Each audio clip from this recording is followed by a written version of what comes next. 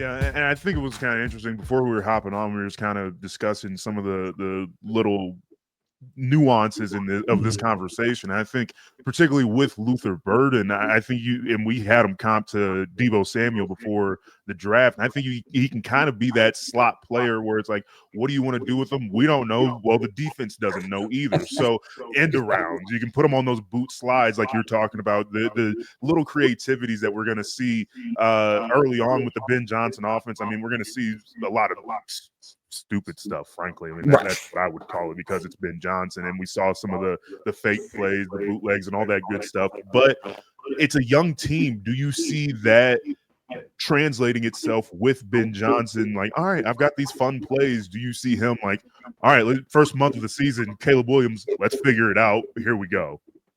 Yeah, and I think the running back room is where you need to start, right? Because, I mean, we have the 12 personnel. I think they have an on-ball tight end and kind of that hybrid, that H-back F in Colson in Loveland. But DeAndre Swift has kind of been a poor man's kind of do everything running back for a long time. I don't think he's going to end up being Jahmyr Gibbs, but that's going to be kind of like your Gibbs, your off tackle run, get him in the passing game. Then you have Roschon Johnson, who can be that battering ram, that Montgomery type.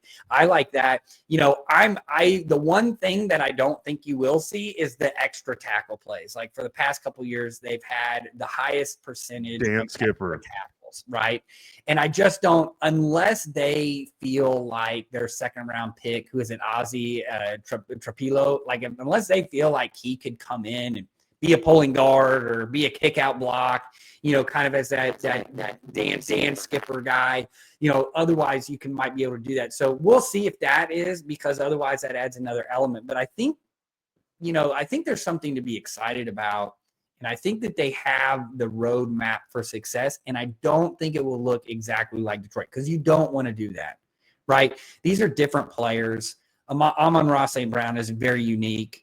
You know, Cole Kmet's kind of a true Y. Maybe he can fit like Laporta, but one thing that you didn't have there was like an H-back or an F, right? Mm-hmm. And so I think like Luther Burden too, a lot of people will tell you, a lot of people fell in love with him in the draft process.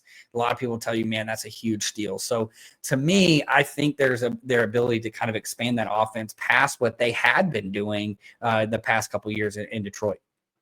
Yeah, taking a look at Cole Kmet here on Field Vision Pro, you mentioned that he had a very good year for Chicago. And I think that's kind of the missing point. And going back to what Chicago was last year, first month of the season, they were 2-2, and so were the Eagles. They were 2-2 too. It's just that the Eagles won every game and the Bears lost just about every game.